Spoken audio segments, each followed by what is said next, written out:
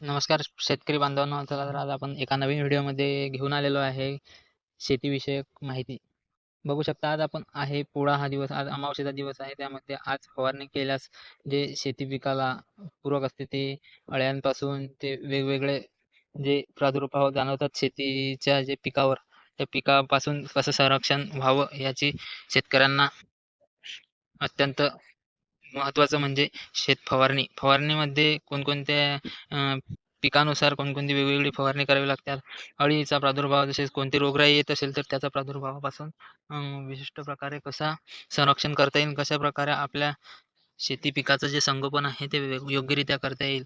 आता बघू शकता इथं बऱ्याच झाडांना फुले आलेले आहेत, काही झाडांना पाते पण आहेत आणि त्याचप्रमाणे हे संरक्षण टिकवण्यासाठी फुलांचे फळामध्ये रूपांतर होण्यासाठी तसेच पात्यांचे फुलांमध्ये रूपांतर होण्यासाठी बघू शकता कशा पद्धतीने आपण फवारणी करून त्यांचे संरक्षण करू शकतो. आता आपण हे कपाशीची लागवड केली होती तेव्हापासून ही तिसरी फवारणी आहे. हे पिकाचं संरक्षण करण्याकरता असते.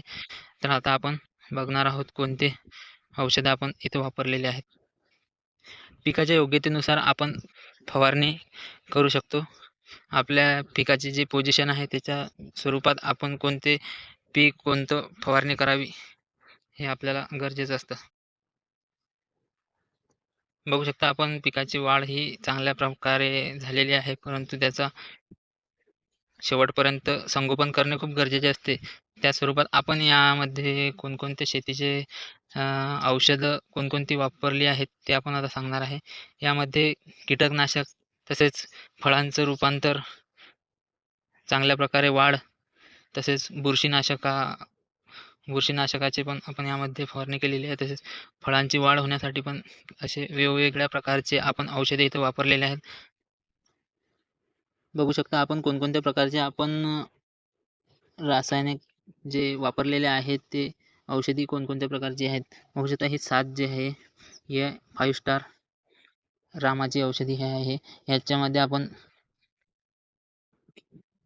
बघू शकता याच्यामध्ये भरपूर असे प्रकार तुम्हाला भेटून जातील. हे आपाची आहे, याच्यामध्ये हे कशा प्रकारे वाढ करणार यांचं पण दिलेलं आहे. आणि यामध्ये सापमध्ये जे याचं बुरशीनाशकाचा प्रादुर्भाव रोखण्यासाठी बुरशीनाशक वापरलेले आहे आपण इथं. आणि अळीनाशक म्हणजे अळीचे जंतुनाशक जे होतात ते क्रीटा हे वापरलेले आहे आपण. अशा प्रकारे तुम्ही पण योग्य प्रकारे फवारणी करून आपापले पिकाचे जे संगोपन आहे ते करू शकतो. पिकाची जी वाढ आहे ही कमी जास्त होत असल्यामुळे हे फवारणीचा तसेच रोग प्रादुर्भावापासून सावध राहण्यासाठी बघू शकता आपण हे पिकाची जी प्रक्रिया आहे कुठं चांगल्या प्रकारे झालेली आहे, कुठं कमी प्रकारे झालेली आहे, कुठं बोंड चांगल्या प्रकारे लागलेले आहेत पण बोंडांची अशी जशी पाहिजे त्या प्रमाणामध्ये इथं मोठं झालेलं नाही आहे बोंड.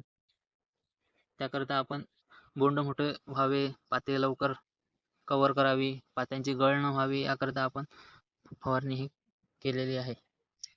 अशाच प्रकारे तुम्ही पण या दिवशी फवारणी केल्यास त्याचा चांगल्या प्रकारे शेतीवरती फरक जाणवतो. तुम्ही पण फवारू शकता. बघू शकता इथं फवारणी चालू आहे आपली शेताची. तशीच चांगल्या प्रमाणात आपल्या पिकाची ही वाढ झालेली आहे, परंतु फळे लागण्यास मदत होणार यामधून. चला तर भेटूया नवीन व्हिडिओमध्ये अशाच नवनवीन पिकाबद्दल माहिती जाणून घेण्याकरता लाईक करा, शेअर करा तसेच सबस्क्राईब करा. धन्यवाद मित्रांनो.